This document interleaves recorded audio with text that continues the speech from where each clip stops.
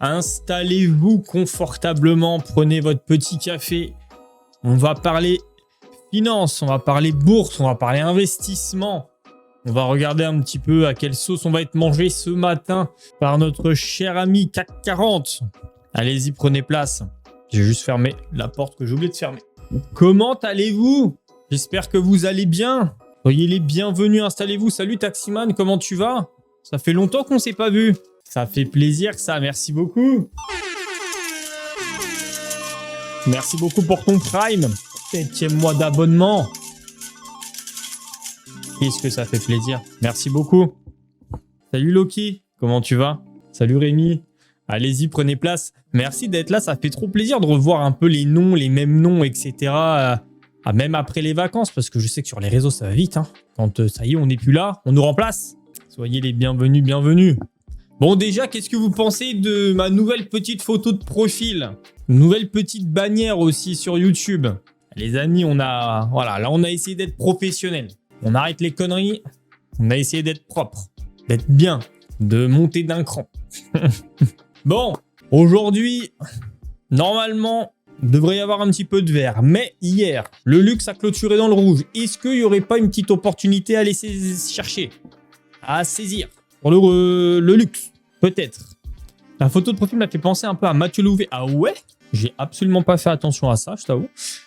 Mathieu Louvet.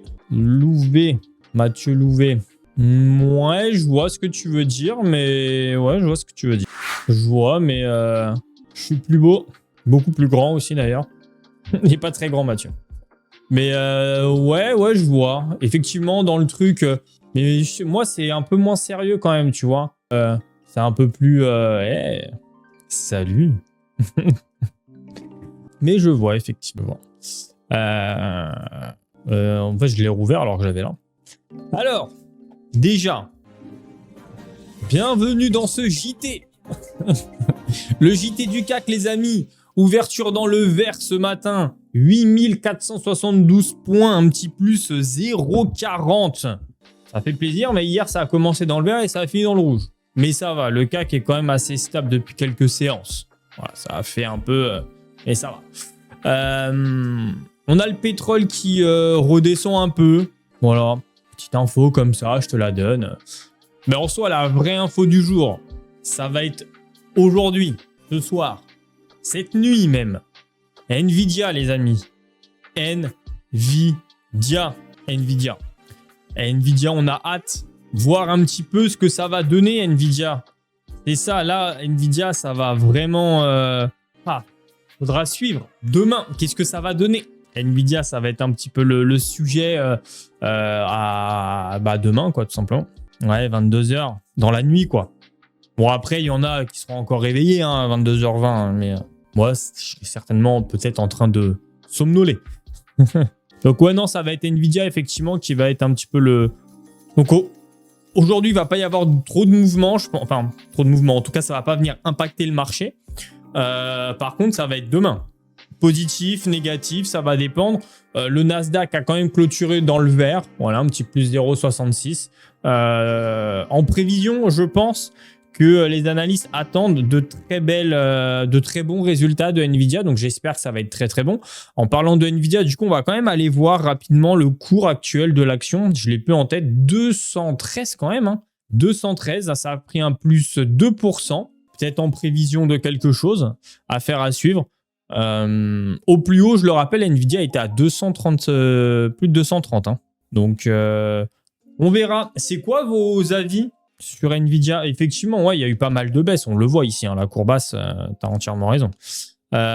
C'est quoi vos avis sur Nvidia? Juste comme ça. Sans forcément avoir analysé le truc, vous dire ok, Nvidia plutôt positif, négatif, qu'est-ce que ça va donner selon vous? Est-ce que Nvidia, en fait, la question c'est est-ce que Nvidia va réussir à convaincre les analystes? En fait, c'est ça, surtout, la vraie question. Parce qu'ils peuvent avoir de bons résultats, on l'a déjà vu, hein, mais qui n'arrivent pas à convaincre les analystes. Donc la question, elle est là, c'est est-ce qu'ils vont réussir à convaincre les analystes? J'espère une hausse. Ouais, en vrai, j'espère aussi, hein. Overpricé? Ouais. On a beaucoup qui disent ça, effectivement. Positif? Ok.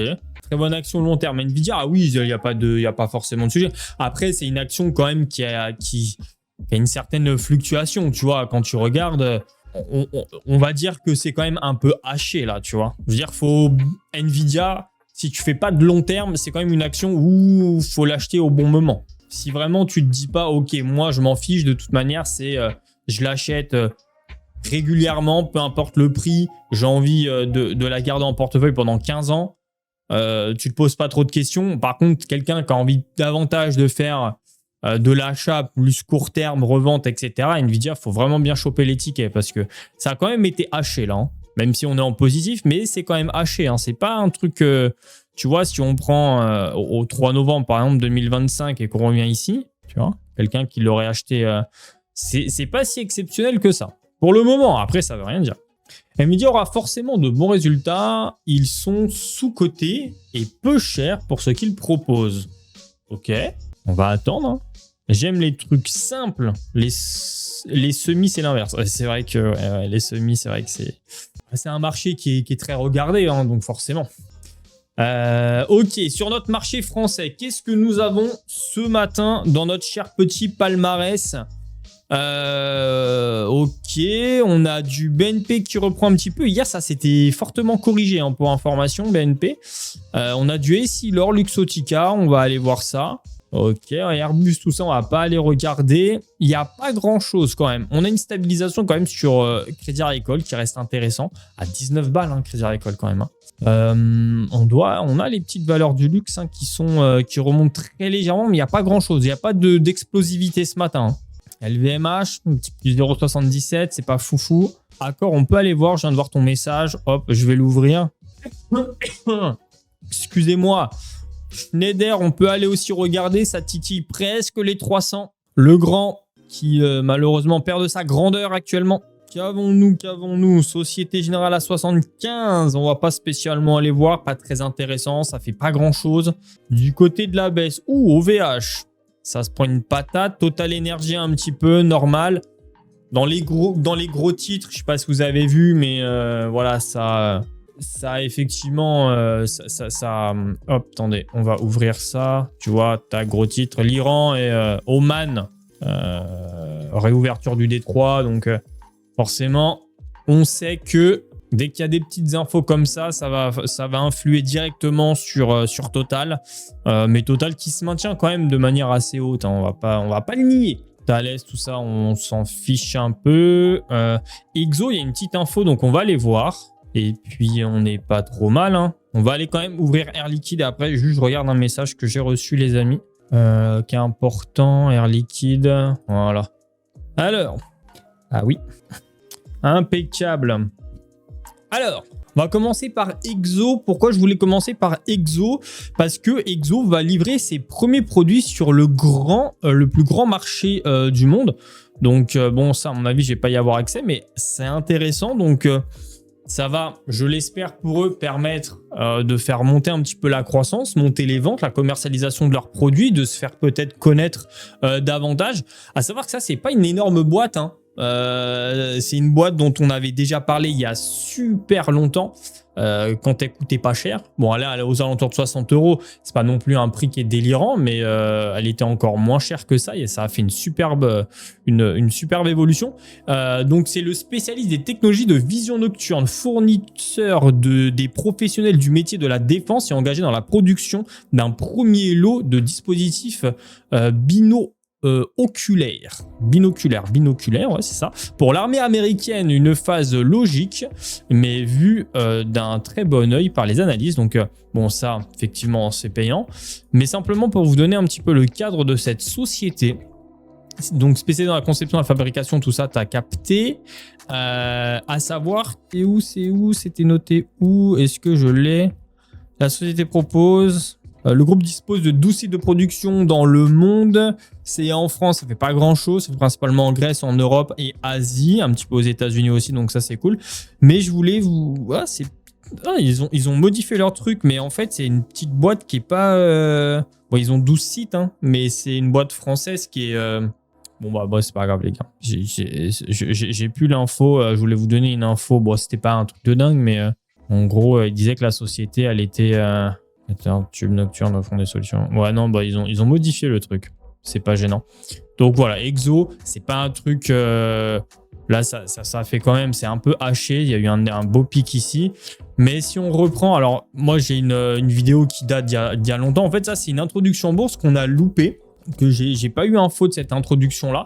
Donc l'introduction en bourse, en vrai, elle était ultra intéressante. Hein. La preuve en est, rien que sur un an, ça fait 54% de performance. C'est quand même vraiment pas négligeable. Donc non, c'est une belle une entreprise plutôt intéressante. Donc après, affaire à suivre sur cette évolution, voir est-ce que ça va permettre de faire monter le cours de bourse de cette action. Alors on va suivre. Ouais, c'est ça, Mathieu, ouais, complètement. Là, pour l'instant, il n'y a pas d'impact particulier, tu vois, sur le cours. Donc ça va être plutôt, ça va être à suivre. Salut tout le monde! Merci Sébastien, merci beaucoup pour ton Prime. Hello Nitrel, salut. J'admets que je ziote de plus en plus Air Liquide. Ouais, Air Liquide, c'est intéressant. Hein. Si je devais m'exposer à la thématique, j'aurais tendance à aller vers ASML ou TSMC, mais c'est cher. Et TSMC, j'ai toujours pas compris comment m'exposer sans passer par un ADR. Bah, TSMC, sinon tu peux prendre un ETF semi-conducteur. Tu as du TSMC dedans et tu as du ASML. Si tu veux pas faire de choix, mais tu veux avoir la thématique des semi-conducteurs dans ton portefeuille, malheureusement pas sur ton PEA, mais tu peux le faire via ton compte titre sans problème. Tu as un ETF qui fonctionne bien, et un peu cher en termes de frais, forcément. Dès que c'est des ETF un peu plus thématiques, ils se gavent un peu plus sur les frais, les sociétés de gestion. Mais ça reste une possibilité intéressante. Hein. J'avoue, j'aime pas les ETF sectoriels. Si tu veux pas faire d'efforts aussi... Tesla dévoile son Cybercap la semaine prochaine. C'est quoi ça? Cybercap de Tesla. Cybercap Tesla s'apprête à lancer sur le marché des robotaxis sans volant. Ok. C'est ça là. Ok. C'est très futuriste. Hein. J'aime absolument pas le design. Hein. Le design est un peu horrible. Hein. Bon, après, les goûts et les couleurs, bien sûr, se discutent, mais c'est spécial. Vous savez à quoi ça me fait penser, ça, là? À la voiture de Robocop. Pour ceux qu'on connu, pour les plus anciens, ça me fait clairement penser à la voiture de Robocop, les gars. Mais ouais, après, c'est bien, hein, faut que ça fonctionne, c'est cool. Hein. Mais déjà que Uber, quand c'est arrivé, ça a niqué les taxis. Mais alors, lui, il c'est encore un level au-dessus. Hein. C'est encore un level au-dessus. Bon, après, on verra comment ça va pouvoir se faire dans le temps. Mais effectivement, ouais. Ok, bon, on va suivre ça. Est-ce que ça va faire aussi bouger le cours de Tesla? Affaire à suivre. Ok, donc Exo, on a vu un petit peu. Exo, d'ailleurs, je l'ai ouvert 2 fois. On va tout de suite commencer par Air Liquide. Après, il n'y a pas grand-chose à dire sur Air Liquide, mis à part qu'effectivement, elle reprogresse doucement mais sûrement par rapport quand même à plusieurs séances de baisse avec un pic qui était ici à plus de 180. Air Liquide 168,22. C'est pas inintéressant pour le moment pour je dirais encore y aller. Bien au contraire, on est quand même sur un creux. Si on veut aller chercher de l'optimisation, si on veut aller chercher un prix un peu plus intéressant, on va dire, pour les personnes qui sont peut-être un petit peu plus pointilleuses sur ce point-là, pourquoi pas 168,22. Après, bien entendu, aucun conseiller en investissement comme d'habitude. Je connais pas ton profil, je connais pas ta situation.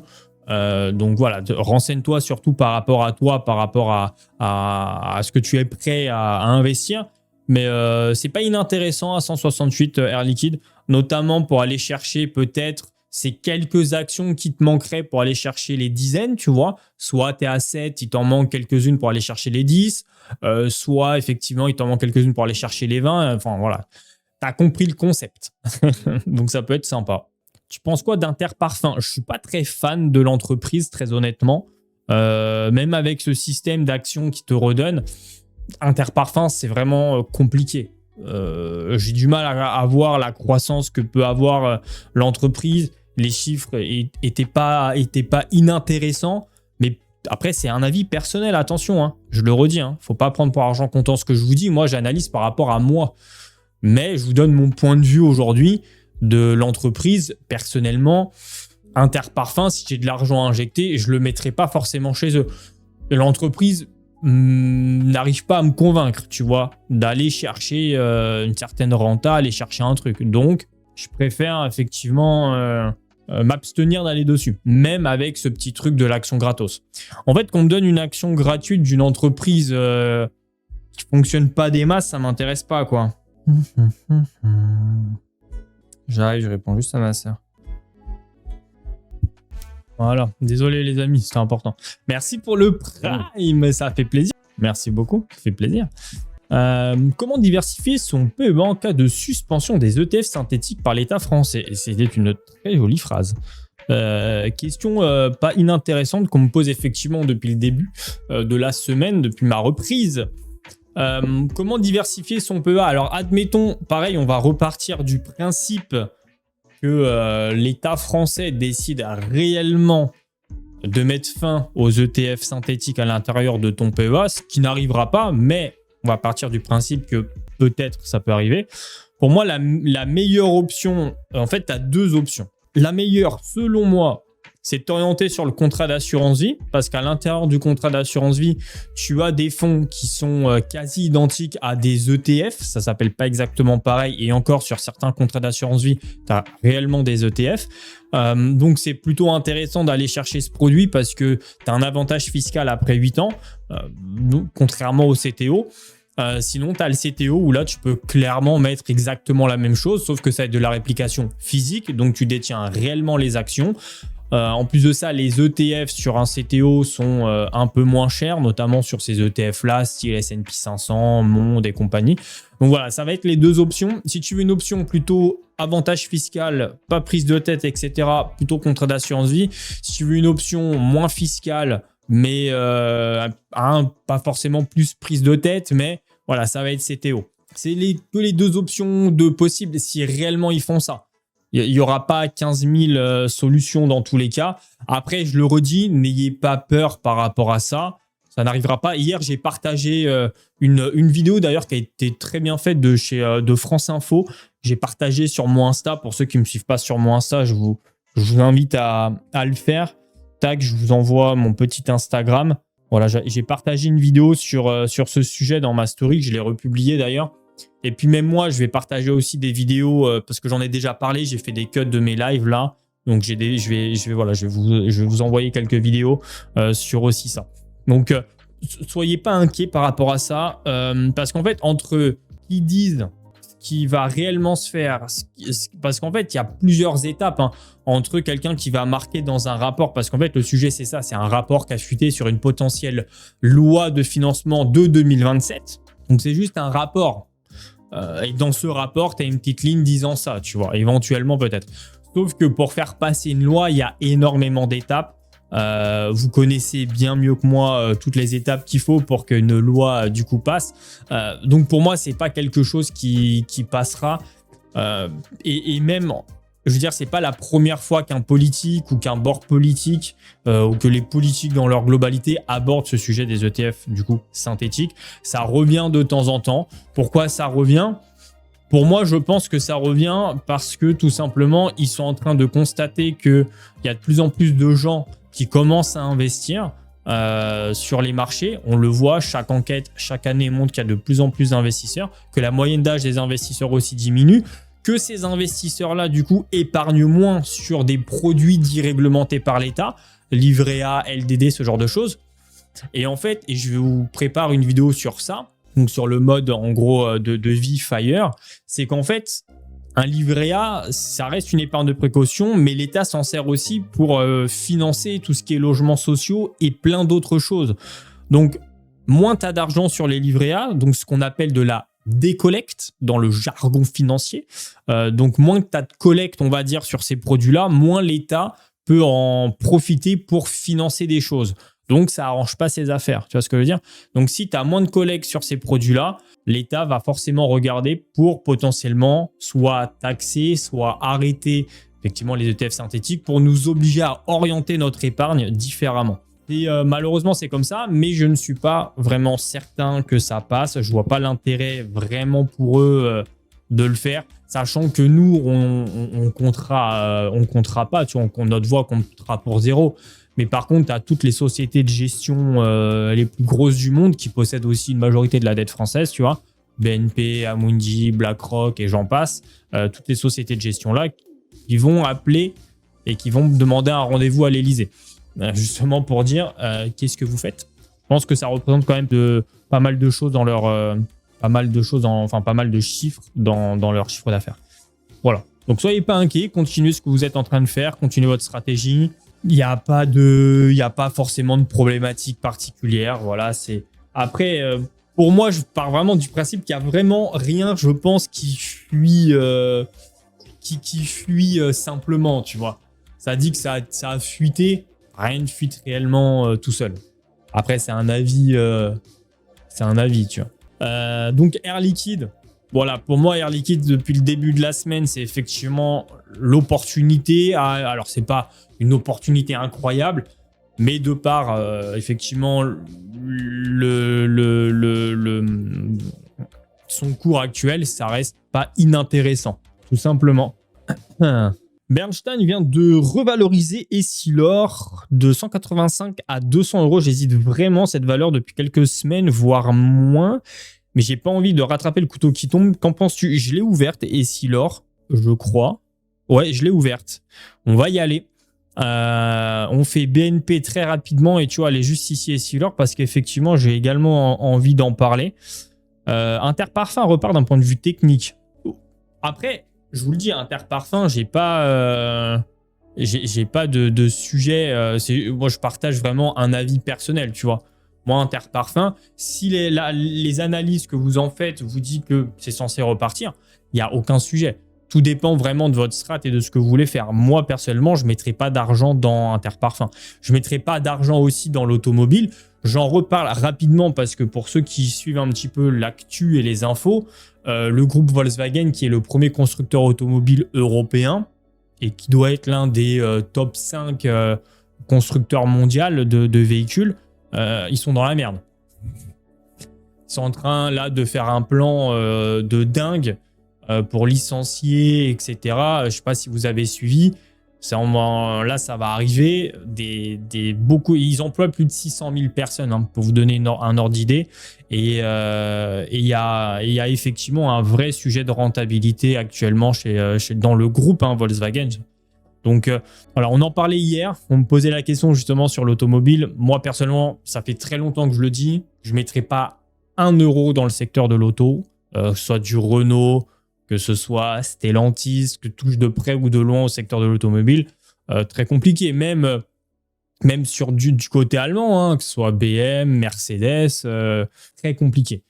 Vraiment. Au pire des cas, vraiment, s'il faut en choisir une, peut-être Ferrari et encore. Mais ouais, très compliqué, donc faites attention à ceux qui sont positionnés sur le secteur de l'auto.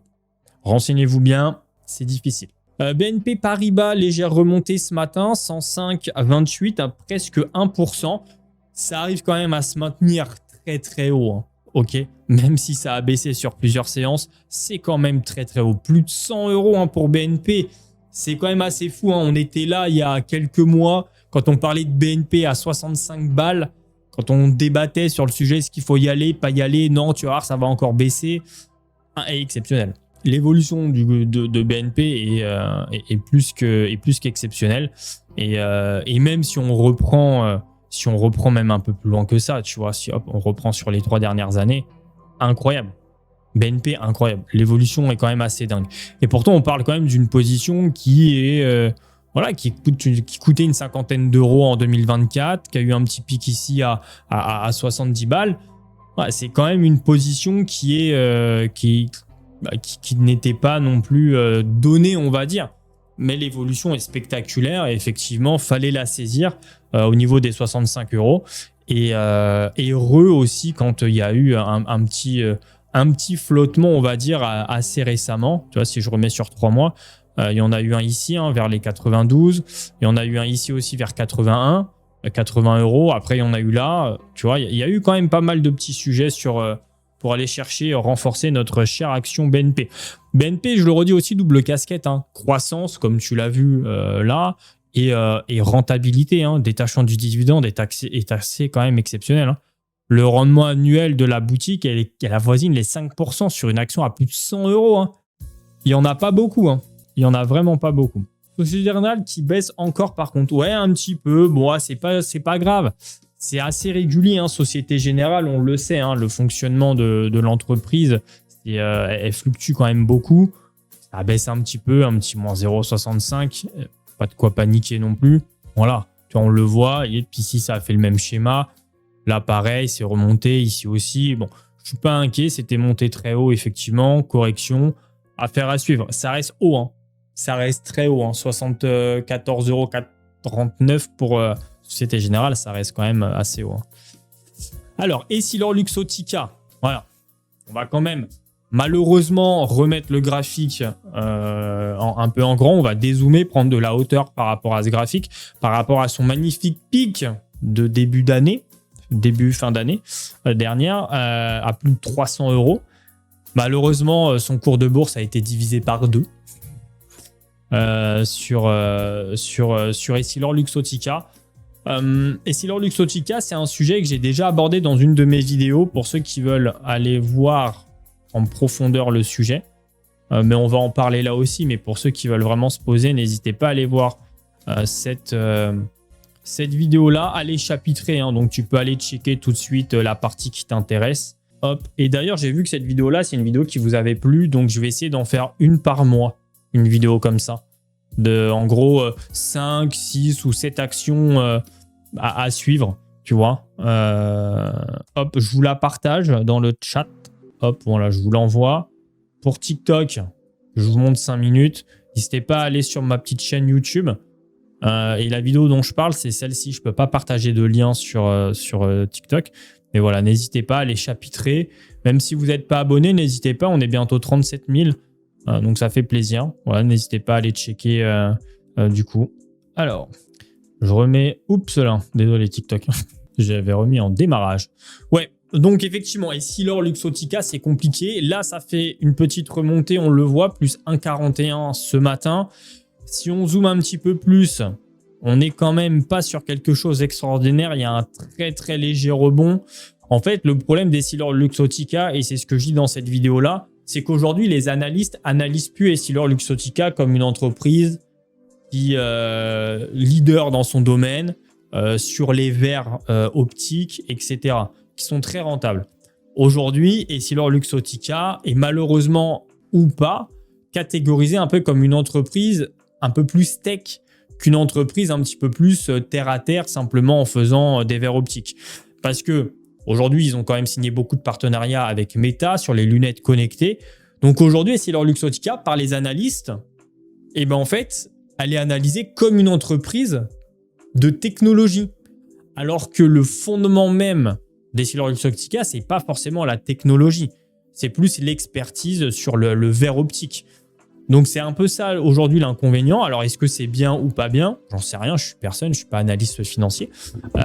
Mais ça explique effectivement aujourd'hui le cours de cette action et le fait que malheureusement, quand les objectifs sortent sur EssilorLuxottica, ils ne sont pas forcément aux attentes parce qu'ils comparent ça en fait à des boîtes tech qui sont voilà, qui n'ont pas le même poids, qui ne sont pas non plus 100% dans le même domaine.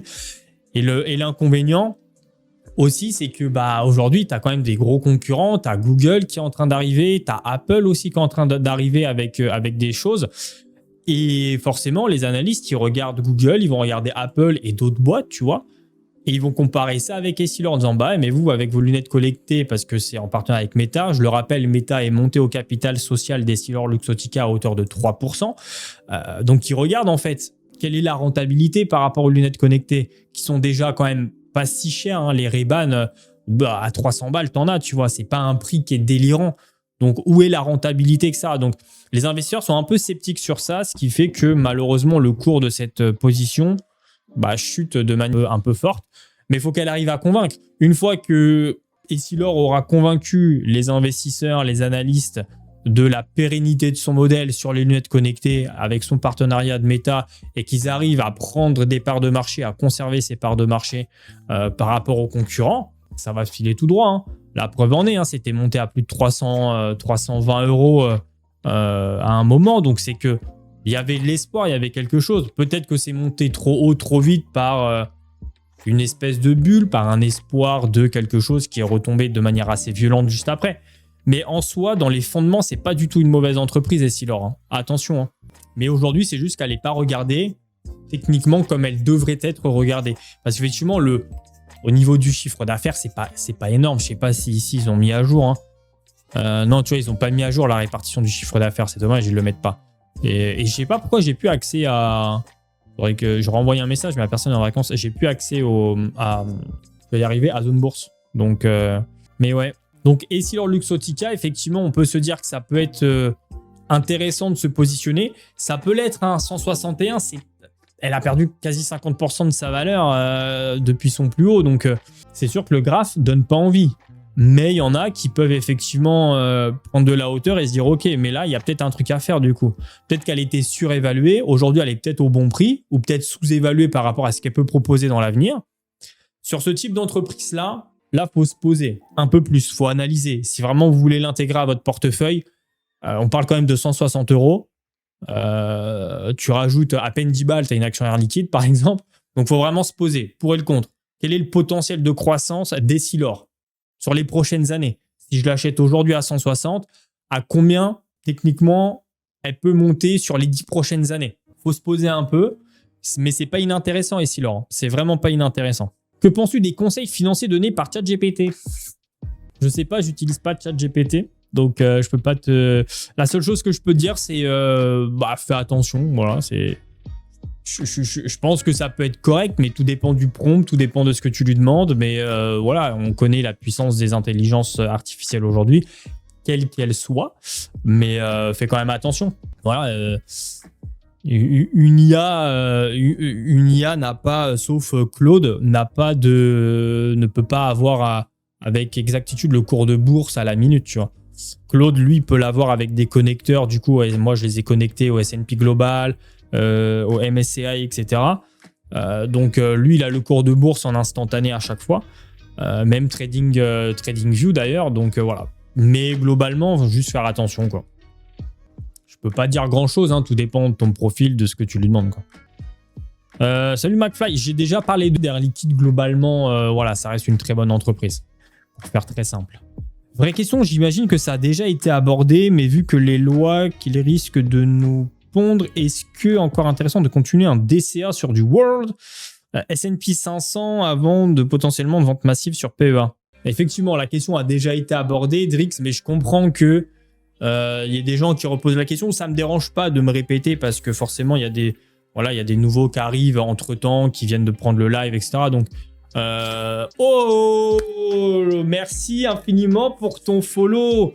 On passe les 6300 follow sur Twitch. Ça mérite une petite musique. Merci beaucoup. 6300. Les gars, on est là tous les matins dans cette petite quotidienne sur les marchés financiers. Merci beaucoup pour votre confiance. 6300 sur une chaîne comme ça, un peu finance. Ça fait trop plaisir. Merci beaucoup. Vous aussi, les amis. Merci infiniment pour ça. Merci pour votre confiance sur Twitch. Incroyable. Vraiment, ça fait chaud au cœur. Merci beaucoup. Ça me donne envie de danser. Merci beaucoup. Mais bon, je vais vous épargner ça. Moi et la danse. À votre santé, les amis. Merci infiniment. Merci beaucoup pour votre confiance. Merci beaucoup. Merci pour le Prime, Ben. Ton 15e mois. Bah écoute, moi je vais très très bien et toi?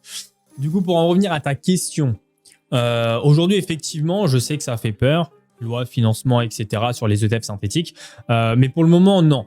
Continue de faire ton DCA. En fait, pour vraiment resituer le truc, c'est dans un projet de loi de financement de 2027. C'est un truc qui a fuité, sauf qu'il y aura des élections présidentielles, ça ne sera pas le même gouvernement. Rien ne sera pareil. Donc en fait finalement c'est un rapport qui a fuité, qui fait un peu peur sur cette partie-là, tu vois. Mais globalement pour moi il n'y a pas d'inquiétude à avoir parce que en fait il va y avoir les élections présidentielles. On sait que Macron ne pourra pas se représenter.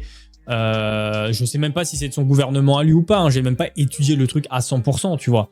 Mais globalement moi je suis pas inquiet sur ça. Je vois pas pourquoi je m'inquiéterais maintenant. Je commencerai vraiment à m'inquiéter quand ils seront en train d'en débattre au Parlement ou à l'Assemblée, tu vois. Aujourd'hui, je vais pas avoir peur de quelque chose qu'on voit passer sur les réseaux, même si c'est un peu officiel. Je vais pas m'inquiéter d'un truc comme ça, tu vois. Je vais continuer mes strats. Après, moi, vous le savez, je suis pas un énorme investisseur sur les ETF. J'en ai qu'un dans mon portefeuille, c'est un S&P 500. Je suis beaucoup plus stock picking. Mais je comprends, quand on fait l'analyse de portefeuille, il y a des gens qui sont full ETF dans leur PEA. Donc, je comprends que ça puisse faire peur. Mais globalement, n'ayez pas d'inquiétude. Pour le moment, en tout cas, on en reparlera. De toute manière, on aura l'occasion d'en redébattre en live. Hein. Mais vraiment, pour le moment, n'ayez pas d'inquiétude. Continuez votre stratégie d'investissement sur le sujet. Bon. ETF, on achète. Point. Je vois pas l'intérêt des lunettes connectées. Ah, ça, c'est un très bon débat. Moi, je vois l'intérêt des lunettes connectées. Honnêtement. Moi alors j'ai des lunettes juste de vue, tu vois, par exemple, mais moi, je vois clairement un intérêt. Imagine simplement que tu puisses avoir des lunettes classiques. Tu vois, là, par exemple, j'ai des lunettes sur ordinateur, tu vois, pour lumière bleue, tout ça, que je mets rarement parce qu'en fait, sinon, ça fait un énorme reflet et ça fait chelou. Tu vois, imagine, genre là, t'as tes lunettes, t'es comme ça, et au lieu d'avoir une montre connectée, eh ben, imagine, t'as tout sur tes lunettes. Écrit en petit que tu peux gérer avec une IA intégrée. Tu vois, imagine, tu as un chat GPT là-dedans, ou même avec les vues, tes trucs, etc. Tu peux tout gérer. Quand tu mets un GPS, au lieu de mettre le GPS sur ta montre ou sur ton téléphone, tu peux le mettre là. Quand tu marches, quand tu visites une ville, imagine, tu arrives dans un pays étranger, tu parles pas la langue, juste tu regardes quelque chose, ça te met la traduction en instantané. Moi, je vois clairement des avantages considérables à avoir des lunettes connectées. Je suis un peu moins montre connectée, même si je regardais un petit peu pour m'acheter éventuellement genre une Apple Watch ou un truc comme ça, tu vois. Parce que je trouve pas ça inintéressant pour suivre tes constantes et tout. Voilà, on sait jamais, ça peut être cool. Mais globalement, moi, je vois l'intérêt vraiment au quotidien, ne serait-ce que quand tu reçois un message, un truc, quelque chose. Tu vois, je trouve que ça peut être vraiment intéressant. Même plus intéressant limite qu'une montre connectée. Alors certes, là, je pense pas que ça pourra te donner tes constantes, tu vois. Après, je sais pas comment ça fonctionne, mais je crois pas que ça puisse le faire, contrairement à une montre. Mais je vois clairement l'intérêt, tu vois. Vraiment, aujourd'hui, d'avoir des lunettes comme ça doit être incroyable. Comme un peu à la James Bond, tu vois. Ça doit être fou. Donc, moi, je vois l'intérêt. Après, ou à la Men in Black. Mais faut vraiment que ça se développe, etc. Que ça soit un peu moins lourd, un peu moins gros, que ça arrive à se miniaturiser. Moi, l'intérêt que, par contre, le truc où je vois un peu moins l'intérêt, c'est plus de filmer avec ces lunettes. Tu vois, alors je sais qu'il y a beaucoup de créateurs qui les utilisent pour vlogger et tout. Ok, tu vois, ça peut être intéressant. Ça fait vraiment un truc genre full POV, tu vois, de malade. Effectivement, c'est mieux que d'être comme ça avec... et encore, la DJI Osmo Pocket, par exemple, est très pratique, mais... Il y a des pour, il y a des contre. Moi, en tout cas, je vois clairement l'utilité des lunettes connectées. Pas tout de suite, mais effectivement, il faut clairement que le truc évolue, mais ça peut évoluer dans le bon sens. Ça peut clairement évoluer dans le bon sens.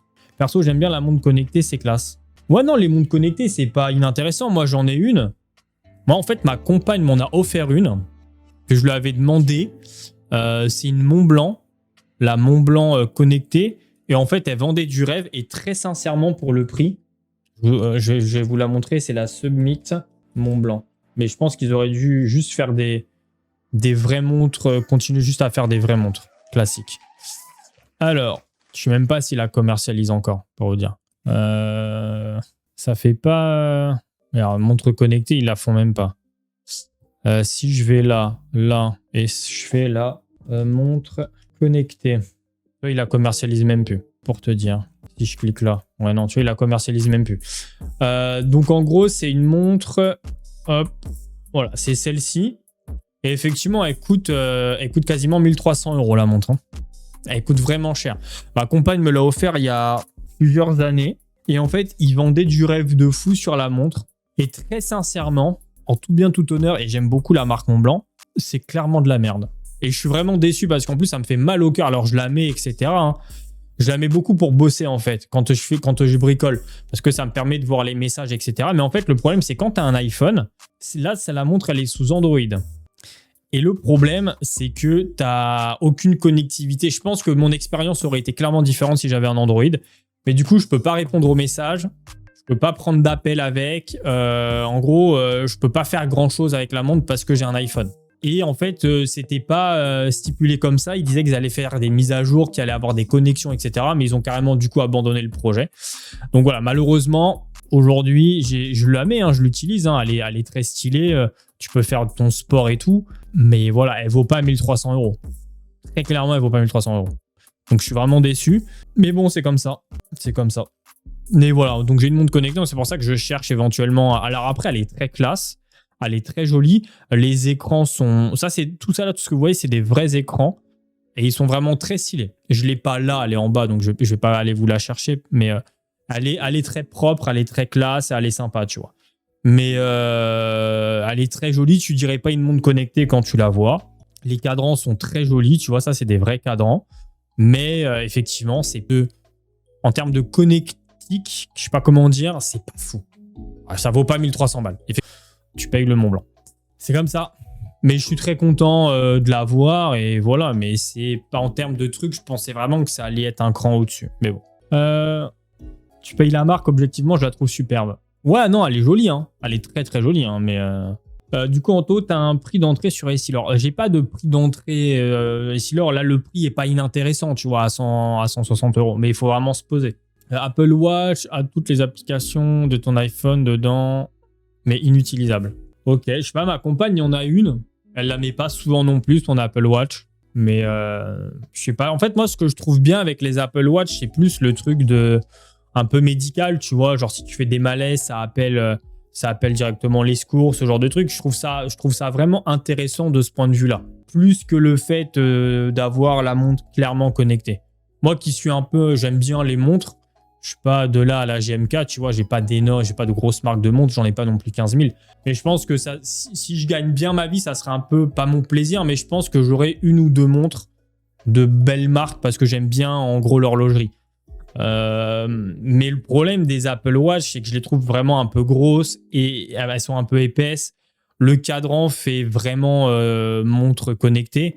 Là, ce que j'aimais bien avec la Montblanc, c'est que voilà, tu peux la mettre avec un costard. Et on dirait pas que c'est une montre connectée et elle est stylée. Pour moi, simplement, ils auraient dû plutôt se rapprocher d'Apple ou essayer de faire un mix des deux pour vraiment avoir aussi que les gens qui ont des iPhones puissent se connecter. Parce qu'on va pas se mentir, les gens qui achètent du Montblanc, admettons la marque Montblanc, le lifestyle Montblanc, il y a une bonne partie, je pense, des gens qui ont du Apple, tu vois. J'ai pas les stats, mais je pense quand même. Donc, ils auraient dû faire au moins un moite-moite, pouvoir mettre aussi tous tes trucs bien, que ça soit bien connecté avec ton iPhone. Ok, on va passer du côté de LVMH qui fait une petite remontée très légère hein, ce matin. Un petit plus 1,38, 456,90 pour notre petite action LVMH. Voilà. LVMH a eu un petit ticket à 442. Aujourd'hui, 456 pour les moins regardants d'entre vous qui ont reçu la paye peut-être là aujourd'hui, qui veulent investir, qui veulent abaisser un prix de revient ou quoi aux caisses. Ça peut ne pas être inintéressant, tout dépend encore une nouvelle fois de votre stratégie. Si ton objectif c'est de la conserver pendant 10 ans ou 15 ans, que tu l'achètes là à 456 ou que tu l'as acheté à 440, bon, il n'y a pas un énorme écart sur 10 piges. Par contre, si effectivement ton objectif c'est plus de l'acheter et de la revendre dans quelques semaines, quelques mois, là il faut que tu analyses un peu plus le truc. Mais c'est deux investissements très différents. Donc LVMH, je le redis quand même, LVMH, parce que ça fait un moment, et puis on est de plus en plus du coup sur les lives. Pour tous ceux qui ont des actions LVMH, vous pouvez aller sur ce qu'on appelle le club. Hop, je vais vous le montrer en direct. Club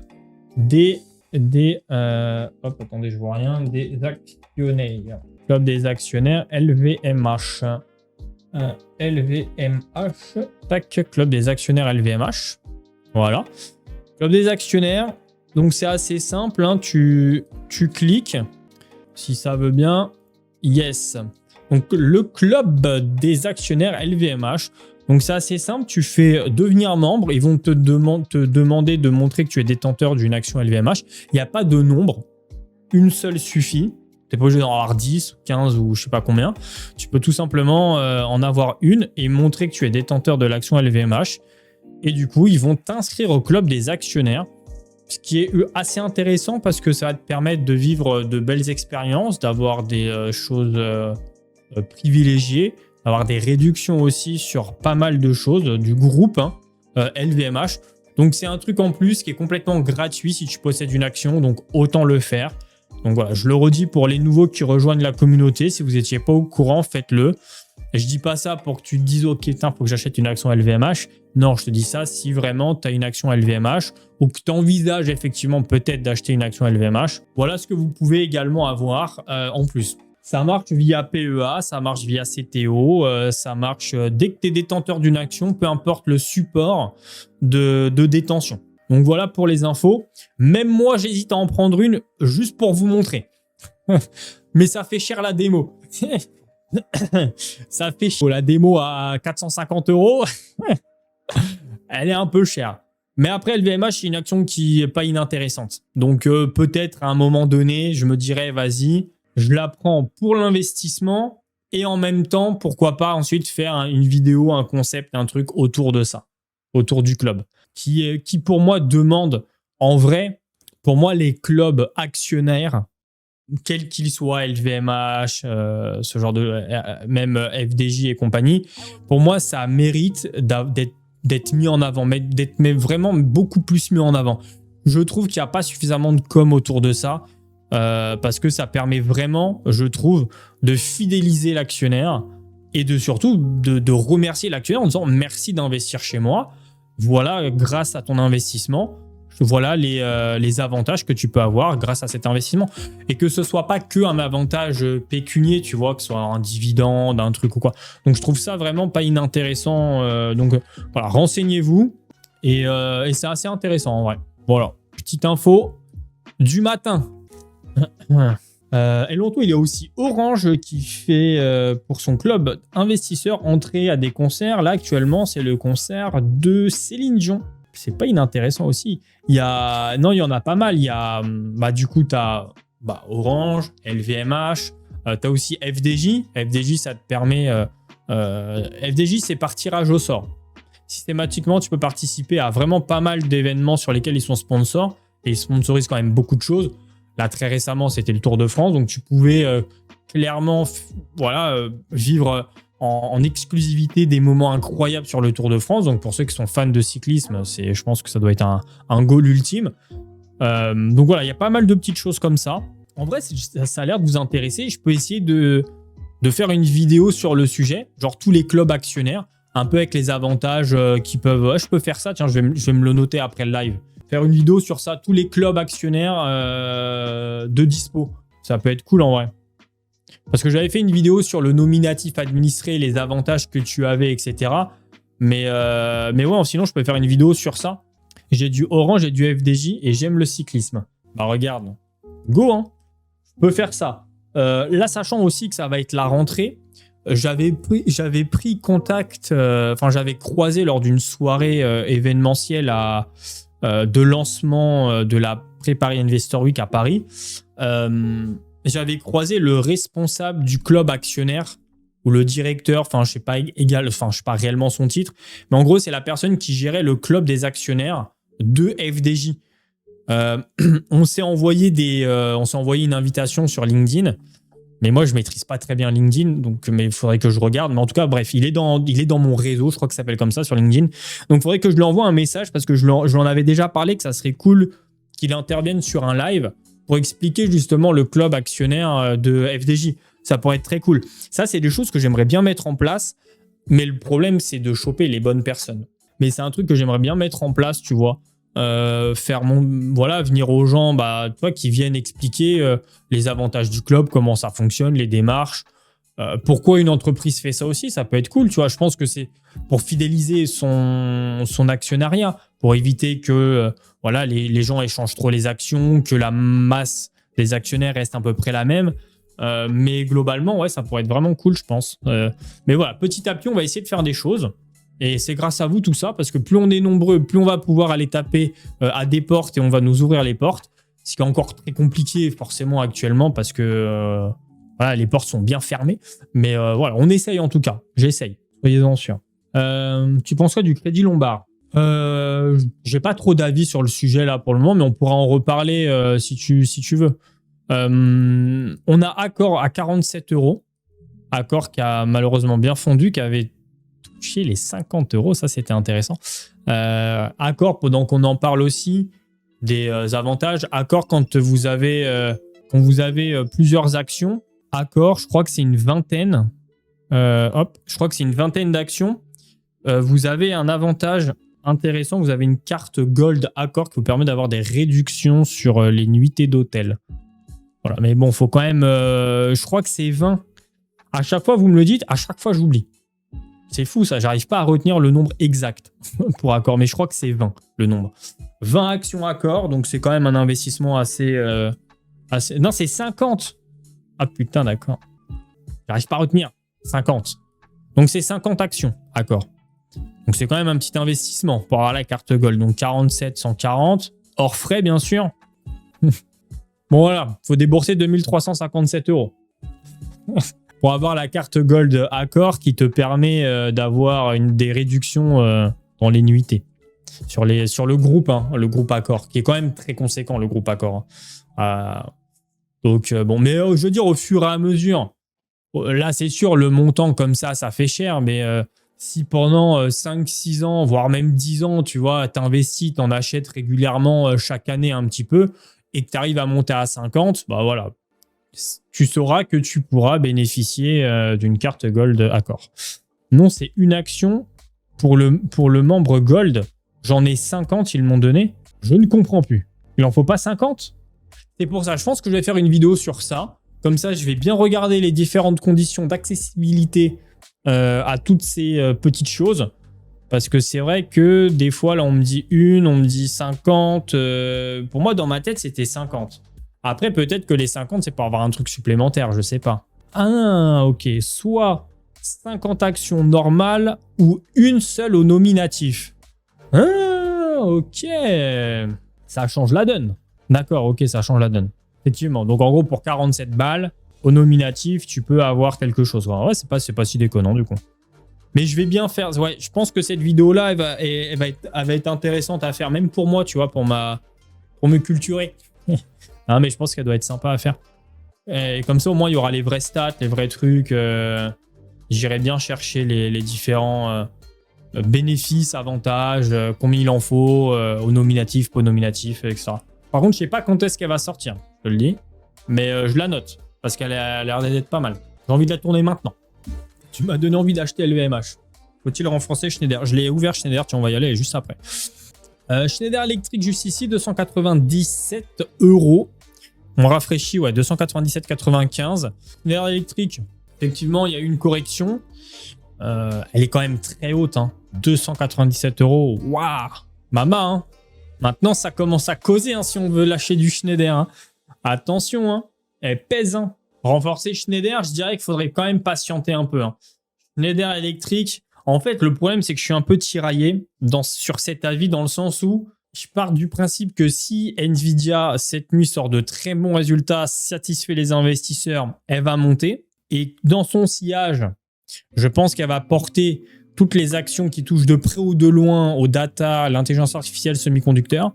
Donc peut-être un petit peu Schneider, un petit peu Legrand, je l'espère, mais aussi tout ce qui touche aux semi-conducteurs. À l'inverse, je me dis, si Nvidia n'arrive pas à convaincre, et même s'ils ont, admettons, de très bons résultats, j'ai un peu peur que ça soit peut-être un petit peu plus vers le bas. J'en sais rien. En vrai, j'ai pas de boule de cristal. Mais quoi qu'il arrive, si on enlève tous ces trucs-là, le bruit, Schneider, dans son ensemble, ça reste une entreprise exceptionnelle qui a fait un résultat record sur le semestre. Donc dingue, tout simplement dingue. D'où le fait qu'elle est montée aussi comme ça. Tu vois, c'est pas pour rien. Pour moi, Schneider, c'est une belle entreprise qui a toute sa place dans un portefeuille pour quelqu'un qui veut investir dessus. Par contre, je dirais qu'il faudrait plutôt l'acheter quand même sur les replis. Là, elle est quand même assez haute. J'attendrai d'avoir éventuellement peut-être une correction. Il n'arrivera peut-être pas, mais laisse-lui quand même le bénéfice du doute parce que je pense que la rentrée, tout ça, ce qui va venir, c'est possible. Tu vois, pensez les midterms en novembre, ok? Aux US, ça va avoir un impact sur l'ensemble des bourses. Donc, pour moi, ça, c'est quelque chose qu'il faut prendre aussi en ligne de compte. Bonjour, faut-il acheter de l'or papier? Tu peux, tu as des ETC qui existent, qui sont disponibles sur ton CTO. Tu peux également avoir des unités de compte qui vont répliquer les métaux précieux sur un contrat d'assurance vie. Donc, tu peux le faire si tu veux. Moi, je suis un peu plus terre à terre avec l'or.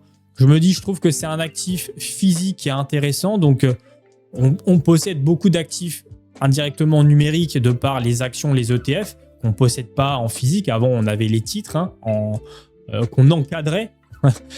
Aujourd'hui, je trouve que l'or, c'est intéressant, je trouve, de la posséder en physique parce que tu l'achètes et elle ne fluctue pas. L'avantage, c'est que tu vas l'acheter à un instant T et tu vas pas voir son prix bouger constamment en fonction des différentes annonces. Donc, je trouve ça quand même plus intéressant de l'acheter en physique. Tu vois, là, si je prends ici, alors ça, c'est une fausse pièce, c'est une copie. Tu vois, je zoome. Tu vois, ça, c'est une copie. Tu vois, c'est une pièce qu'on m'avait envoyée quand j'avais collaboré avec Godot et Fils. Elle est très jolie, tu vois, c'est noté copie. Elle est sympa, elle est dans un écrin et il y a son poids, tu vois. En vrai, elle pèse son poids. Tout est nickel, sauf que c'est pas du vrai or. Donc, mais j'en ai des pièces, j'en ai qu'il faut. D'ailleurs, chaque fois que je le dis, mais il faut vraiment que je me pose pour le faire. J'en ai, tu vois, des petites pièces en argent. Je crois que j'en ai une petite en or aussi, des trucs comme ça.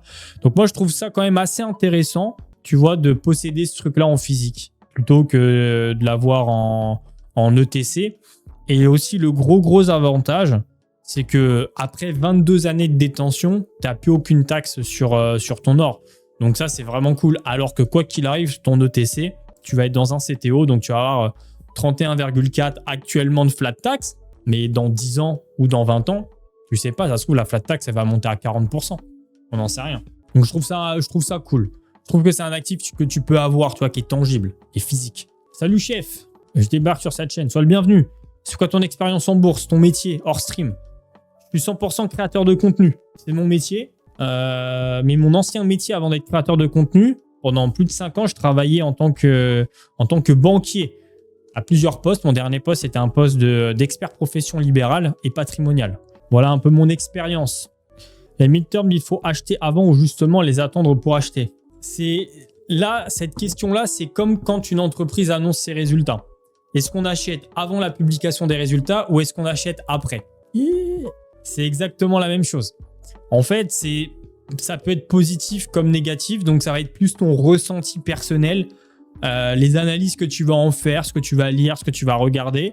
Soit tu n'en as strictement rien à faire et au contraire, tu te dis, moi, tout ça, je m'en fiche. J'ai 18 ans ou 20 ans ou 30 ans, mon objectif, c'est la retraite. Des midterms, il y en aura encore, des crises, il y en aura encore, donc j'en ai rien à faire. J'achète mon action là, j'achète mon ETF là, peu importe ce qui se passe, j'achète. Je pense qu'en vrai de vrai, c'est la meilleure des solutions. Après, pour ceux qui sont un petit peu plus pointilleux sur l'acquisition de leur action ou de leur ETF, c'est à vous de décider. Malheureusement, je peux pas décider à votre place.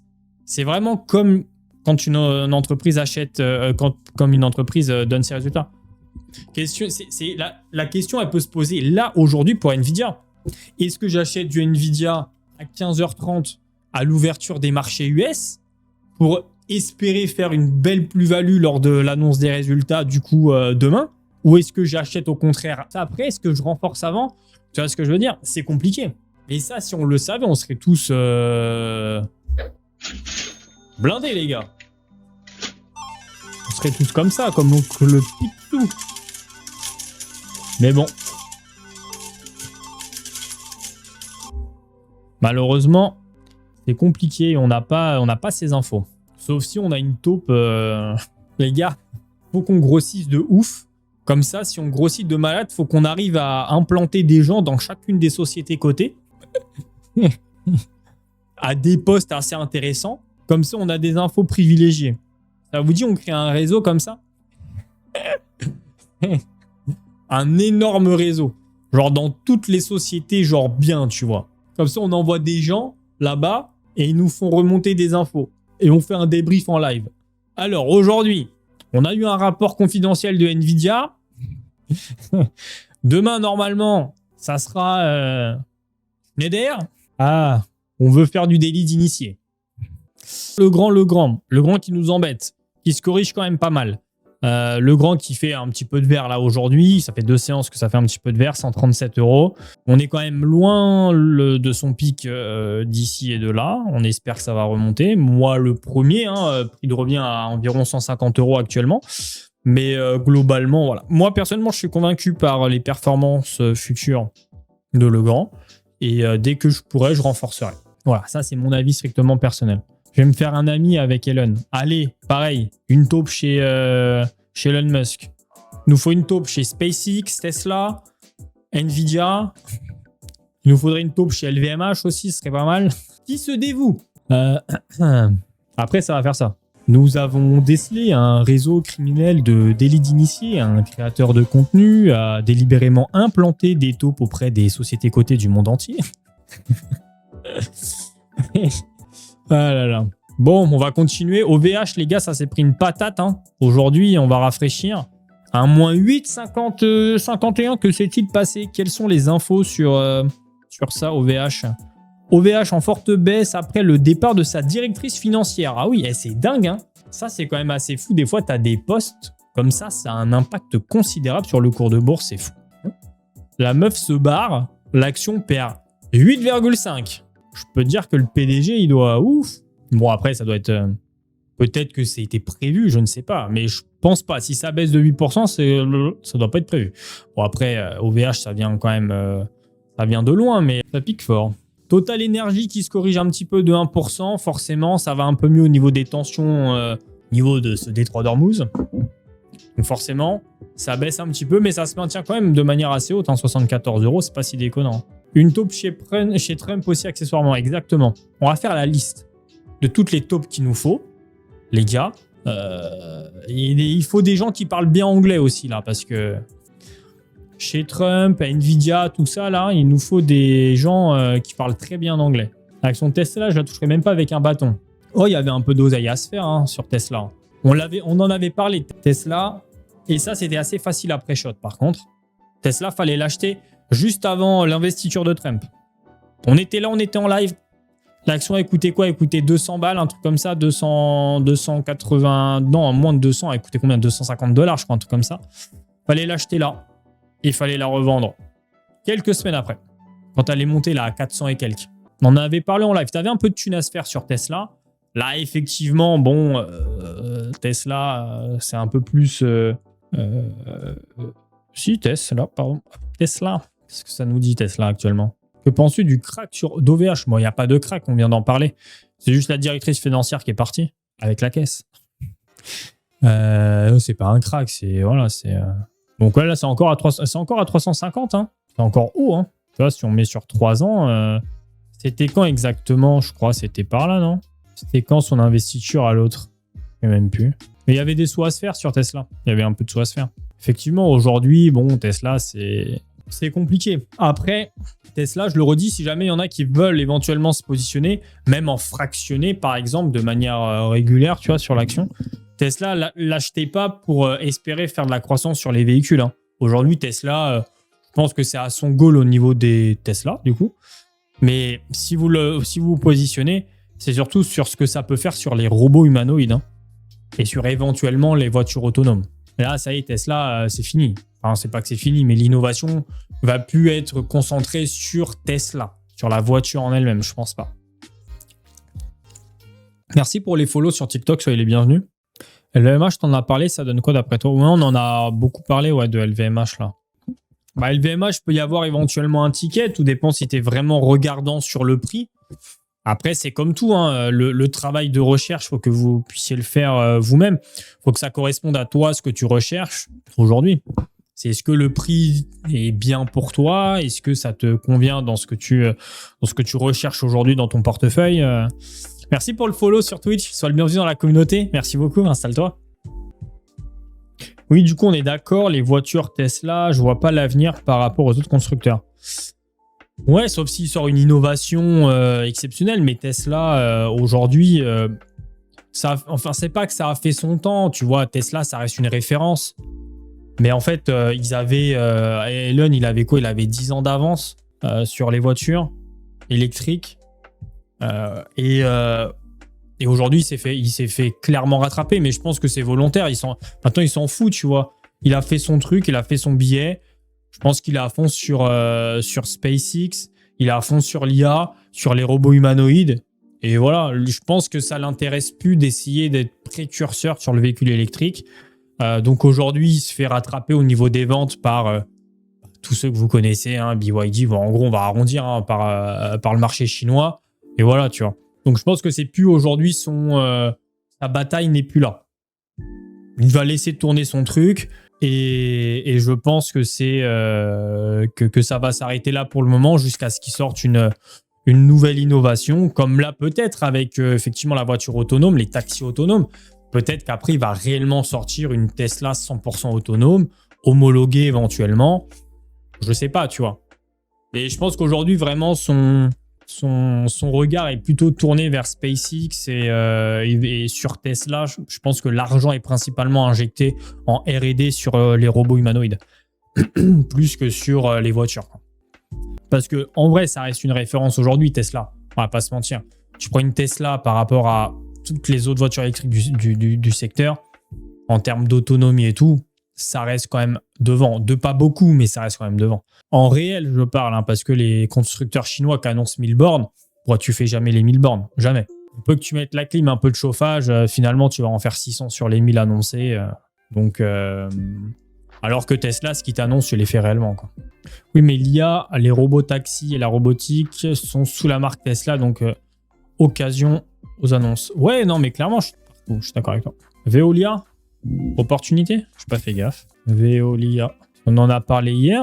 Moi, opportunité. Alors, effectivement, oui, on en a parlé hier. Je ne l'ai pas rouverte aujourd'hui, mais je dirais pas que c'est une opportunité. Veolia Environnement, effectivement, on en a discuté hier. Ça peut être intéressant de l'avoir en portefeuille pour ceux que ça intéresse, ce type d'entreprise-là. La caler à côté de Total, tu vois, de manière ironique. Mais non, pourquoi pas. Veolia Environnement, c'est une entreprise qui est assez intéressante pour le dividende, hein. D'un point de vue détachement de dividende, elle est assez bonne. Les performances sont correctes. Tu vois, bon, sur 5 ans, ça fait 21%. Si tu divises ça par 5, le rendement n'est pas exceptionnel. Mais d'un autre côté, tu as le dividende aussi qui est là. Donc, c'est pas fou. C'est quand même assez intéressant. Par contre, depuis un an, ça fait quand même 20%. Donc, c'est pas négligeable. Tu vois, quelqu'un qui l'a acheté il y a un an, il fait 20% sur l'action, plus le dividende. C'est un combo qui n'est pas inintéressant. Les robots, c'est Tesla, pas SpaceX. Ouais, je sais.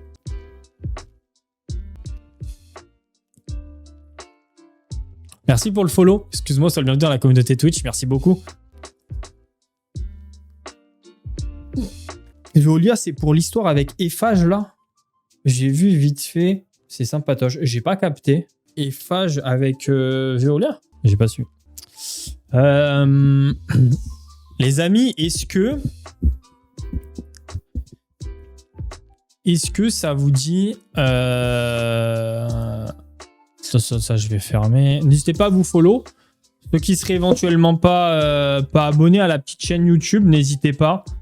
Ça donne de la force. Simplement. On est bientôt 37 000 sur YouTube. Voilà, n'hésitez pas. Je fais plein de vidéos. J'essaye de partager un peu mon expérience, des avis, des trucs voilà, de manière assez simple. Donc voilà, n'hésitez pas à aller checker si jamais c'est des choses qui peuvent vous intéresser, les amis. Notamment ma dernière sur comment j'ai réussi à gagner plus de 17 000 € sur un plan d'épargne entreprise et comment faire, comment ça fonctionne, surtout le plan d'épargne entreprise. Donc voilà, n'hésitez pas. Je vous épingle ma petite chaîne YouTube. Ça soutient fort. Et je le redis, si on arrive 40 000 d'ici la fin de l'année, un petit jeu concours. Et je vous mets bien. Autre chose. Toute autre chose d'ailleurs. J'ai créé une autre chaîne YouTube. J'ai créé une chaîne YouTube dédiée en gros à mes vlogs, à l'entrepreneuriat que je fais par rapport au studio, par rapport à tout ça. La première vidéo sort dimanche. Il y a une autre vidéo qui est programmée déjà pour dimanche prochain. Donc, en gros, c'est des vidéos sur l'évolution des travaux du studio. Et cette chaîne-là, ça sera la chaîne où je vous partagerai tous mes vlogs. Quand je vais sur Paris, j'ai un vlog aussi là que je suis en train de monter, qui est juste là dans Première, là, tac, tac, qui est juste ici. Sur aussi mon... Alors, vous allez le voir, la vidéo va sortir la semaine prochaine, mais j'ai fait une grosse vidéo, je l'annonce, chez Bourse Direct, Je suis très heureux. Ils m'ont ouvert leurs portes. Donc, vous allez voir, c'est une très grosse vidéo. Hein, le plus gros projet actuellement que j'ai fait sur ma chaîne principale, qui m'a demandé beaucoup d'investissement de temps et d'argent. Donc, je suis très content qu'ils m'aient ouvert leurs portes. Donc, vous allez voir, j'espère que la vidéo va vous plaire. Et en fait, j'ai vlogué aussi tout ce truc-là, voilà, quand je suis allé sur Paris et tout. Donc voilà, ça va être sur une chaîne complètement dédiée avec une superbe DA. En vrai, je suis même jaloux de cette DA-là. Je préfère cette DA et ma photo de cette chaîne-là que ma chaîne principale. Mais voilà, pour bien séparer, je parlerai aussi de tout ce qui est entreprise, business, statut, de manière complètement ouverte et comme je fais habituellement, sans gros montage. Voilà, donc il va y avoir des vidéos comme ça. Je vais essayer de les mettre tous les dimanches, mais ça sera pas forcément ultra, voilà, mais ça sera le dimanche si jamais j'en sors. Là, il y en a 2 de programmés. Donc cette petite chaîne YouTube que je vais vous montrer, je vais juste me remettre en full cam.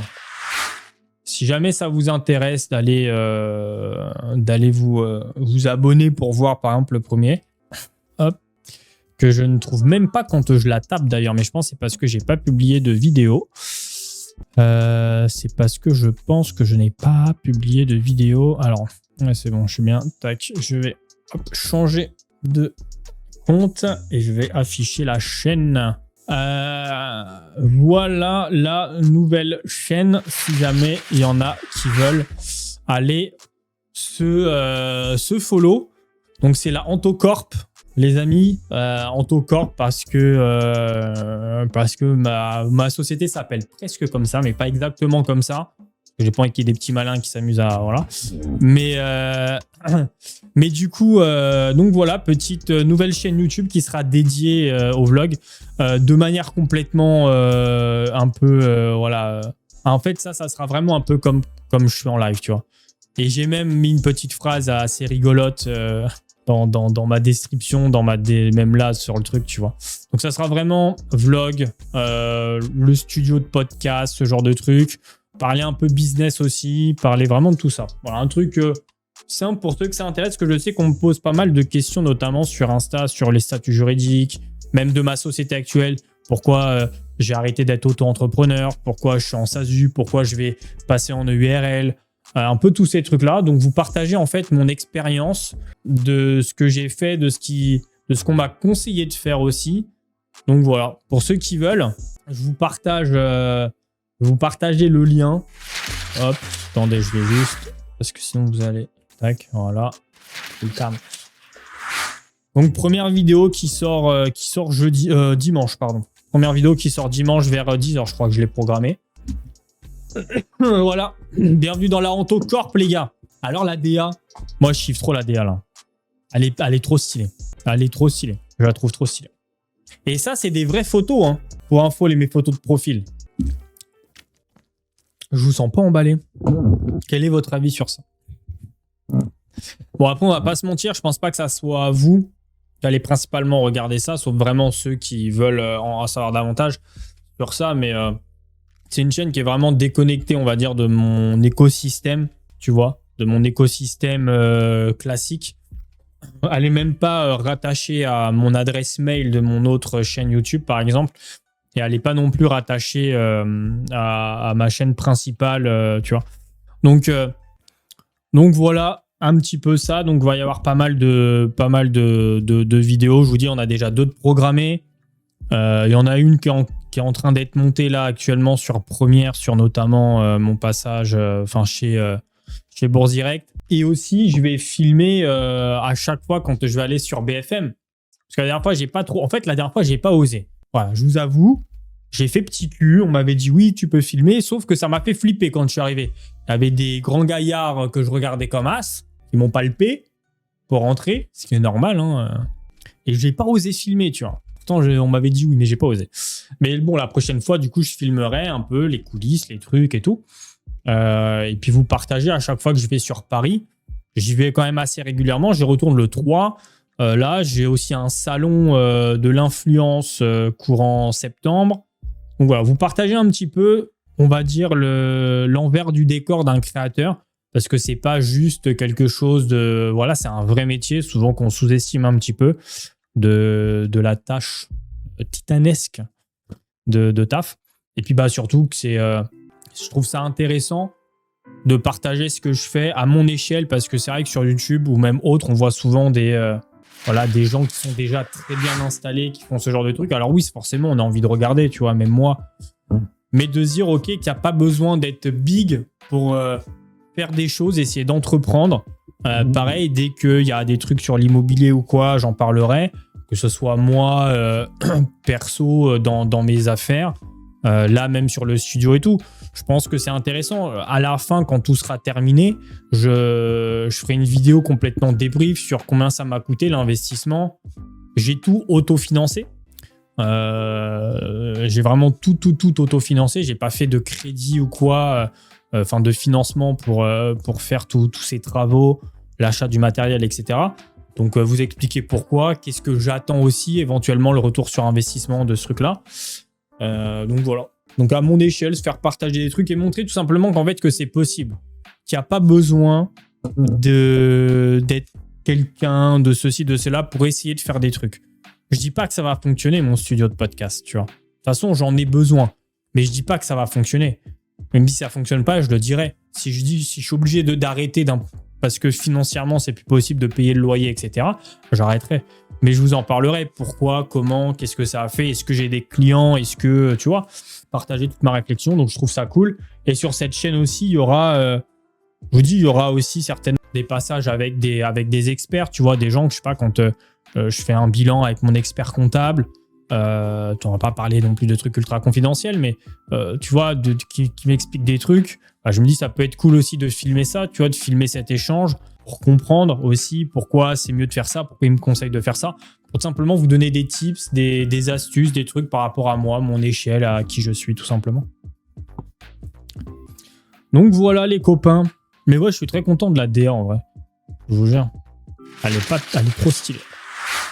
Et la Hontocorp, après ça je vous l'ai dit hier, hein. J'avoue la Hontocorp, vous m'avez convaincu quand je vous en ai parlé hier, ça m'a convaincu. XTB vs Fortuno, tu recommandes quoi? Fortuno pour le PEA à 100%, XTB pour le CTO.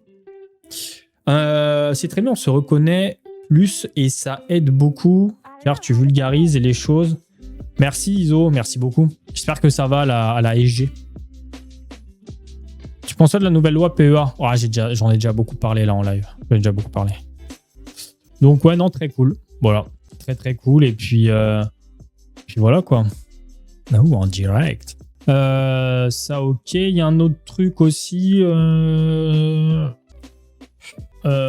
Anto Live. Tac. Pareil, la petite chaîne. D'ailleurs, merci, on est 709. On arrive à aller chercher les 1000, les gars, là. Attends, faut arrêter de déconner. Cette vidéo, elle a marché, je sais pas pourquoi. Elle a fait 800 vues. Et tant mieux, hein. Mais du coup, n'hésitez pas à vous follow aussi à cette petite chaîne secondaire. D'ailleurs, tiens, je suis même pas abonné. Tiens, hop, un abonné en plus. Tiens, il y aura abonnement, il y aura que mes chaînes. Il y aura que mes chaînes à moi. Non, mais n'hésitez pas, faut qu'on aille chercher les 1000, les amis, avant qu'ils appliquent cette nouvelle petite truc là sur la monétisation. Sinon, ça va être chaud. Donc, n'hésitez pas à aller vous follow pour tous ceux qui veulent voir les rediffusions des lives. La chaîne, ouais, cette chaîne-là, ouais, ça sera que pour ça sera pour les vlogs et toutes les vidéos business. En fait, c'est simple. Aujourd'hui, même si je suis pas big créateur, parce que, voilà, j'ai environ 30, allez, on va arrondir à 37 000 abonnés sur ma chaîne principale. En fait, je pense que c'est important de tout de suite catégoriser mon contenu pour éviter déjà que les personnes qui me suivent regardent des vidéos qu'ils n'ont pas envie de regarder ou dans leur feed des vidéos qui les intéressent pas et se disent ok, mais du coup moi lui je le suivais pour en gros la finance et là il me fait des vlogs, là il me fait aussi des lives, des trucs, moi ça m'intéresse pas, donc tu vois ce que je veux dire. Donc aujourd'hui en fait je préfère bien catégoriser mes chaînes, même si voilà, souvent c'est les très gros créateurs qui font ça avec des chaînes rediff, avec des trucs comme ça. Mais je me dis, moi personnellement, même dans mon organisation, je trouve ça plus simple, plus sain aussi pour vous et aussi pour l'algorithme. Comme ça, chaque truc permet de suivre Et t'es pas obligé de mettre la cloche, tu vois. La cloche, tu peux la mettre que sur la chaîne principale, par exemple. Mais voilà, en gros, le truc. Et ouais, cette chaîne, ça va vraiment être de la full... Enfin, vous allez voir la vidéo qui va sortir du coup dimanche, mais ça va être vraiment du... Il n'y a pas de montage, hein. Il n'y a pas de gros montage, il n'y a pas de gros trucs. C'est vraiment du brut, hein, les gars. Là, vous allez me voir en train de bricoler et tout. Je ne suis même pas coiffé ni rien, hein. Je suis dans un état pitoyable, hein. Mais c'est de l'authenticité pure. Voilà, c'est moi, Anthony, quand je suis pas face à vous, quand je suis en train de bosser pour faire des trucs, quoi. Je vais vous laisser là-dessus. Du coup, la rediff du live, là, je pense que je vais la mettre. Est-ce que vous avez un horaire de préférence ou pas, ou si je mets ça tous les jours à 13h30 ou 14h, ou peu importe, si vous vous en fichez, dites-moi. Parce que je vais vous inciter à aller quand même sur la chaîne secondaire, hein. Les lives, je vais certainement enfin, c'est même sûr, je vais les passer en sub only, hein, sur Twitch. Pour vous, voilà, ça sera... J'ai envie vraiment que la chaîne secondaire pour les lives, ça soit la chaîne pour les lives, pour ceux qui ont envie de regarder les lives. Parce qu'en plus de ça, moi, je les remonte derrière. J'enlève les blancs, je fais un peu de cut, je fais un peu de trucs, tu vois. Justement pour éviter que ça soit trop long. Quand je fais des redites, je les enlève. Quand il y a des blancs, quand je lis un message, je les enlève. Je dynamise un petit peu aussi avec des zooms. Donc voilà, donc n'hésitez pas. Ça sera vraiment sur la chaîne secondaire. Et comme je vous le dis, les rediffs des lives sur Twitch vont passer en sub-only, les amis. Donc après, si vous voulez vous follow, avec grand plaisir. Et en plus de ça, tu n'auras pas de pub. Voilà un peu pour l'organisation pour la rentrée, les copains. Donc merci à vous, merci d'avoir été là. On a été très nombreux sur le live. Et là, on est encore très nombreux, on est encore plus de 250. Juste sur Twitch. Pour rajouter une centaine de personnes sur YouTube. Mais sur YouTube, vous êtes déjà pas mal à être partis. Mais en tout cas, merci d'être là. Merci à tous les nouveaux qui ont rejoint la communauté 6306. Merci beaucoup. Ça me touche vraiment. On se retrouve alors. C'est vrai que j'allais dire on se retrouve demain matin. Les gars, j'ai toujours pas d'infos. Ikea, je me suis connecté, c'est 8h, 20h. J'ai aucune info de quand est-ce que je vais être livré, donc ça m'embête un peu. Sachant qu'en plus de ça, je dois aller récupérer mon fils demain à 15h parce que la nounou, elle est pas là, enfin, à partir de 15h. Donc ça m'emmerde. Je vais regarder mes mails vite fait si jamais j'ai une info. J'ai pas d'info. Donc suivez-moi, je vous balancerai une story sur Insta et puis sur Twitch aussi. Mais des fois, j'y pense pas que sur Twitch, on peut mettre des stories. Donc des fois, je le fais pas. Je vous envoie ça si jamais vous n'êtes pas encore follow à mon Insta. Ok, donc soit on se dit à demain matin, soit on se dit à vendredi matin. Voilà. Je vous fais des bisous, passez une excellente journée, prenez soin de vous. Demain d'ailleurs, c'est mon anniversaire. Ça me ferait chier de pas live le jour de mon anniversaire en vrai. Je vais avoir 33 ans, putain. Je vieillis, je perds encore plus mes cheveux. Ah bah là, par contre, les gars, dans les vlogs, je vous le dis, hein, vous allez avoir des visions sur ma calvitie, mais ça va être pépite, hein, ça va être extraordinaire. Donc ouais, non, demain, les gars, 27 ans. Ouais, avouez, c'est nul. Quand le jour de ton anniversaire tombe en pleine semaine, c'est nul. Genre un jeudi, tout le monde travaille, ta son perd. Avoue, c'est pas dingue. Genre, je te jure, demain, je sais que c'est mon anniv, mais je suis pas genre hype. Tu sais, c'est pas comme quand t'es gamin où t'as un peu des guillis au ventre en mode « Ah, demain, c'est ton anniv et tout. » Non, là, c'est putain, c'est mon anniv, c'est un jeudi. Je sais que je vais rien faire parce que déjà, personne n'est dispo. En plus, il va pleuvoir. Laisse tomber. Et vu que j'ai un gosse, je vais pas pouvoir aller me foutre une murge dans un bar. Et puis en plus, à 30 piges, dès que tu commences à te mettre une murge, tu mets 3 jours à t'en remettre maintenant. Avouez, c'est vrai, commencez pas. On est tous pareils, les gars, finalement. On est tous pareils. Ah là là. Bref, le jeune. Il faut encore un peu.